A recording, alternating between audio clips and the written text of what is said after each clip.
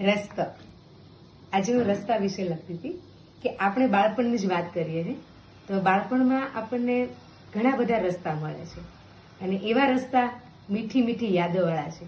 જે યાદ આવી ગઈ ને બાળપણનું નામ લઈએ એટલે તરત જ નાની નાની આપણને વાતો યાદ આવી જાય છે. એવી જ રીતે આપણે જ્યાં પણ જવું છે, અત્યારે વરસાદની મોસમ છે તો લોંગ ડ્રાઈવ પર જવું છે, કંઈક બહાર જવું છે, અને આપણે એરપોર્ટ પર પણ જઈએ છીએ તો પ્લેનમાં બેસીને જવું છે. જ્યાં પણ જવું છે તો આવે છે શું? રસ્તો, માર્ગ.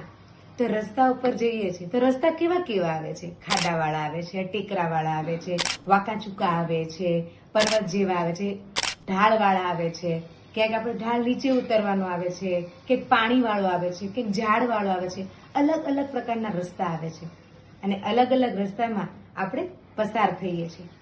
તો મિત્રો, એવી જ રીતે આપણી આ જિંદગી છે, એમાં હરેક રસ્તા આવવાના છે.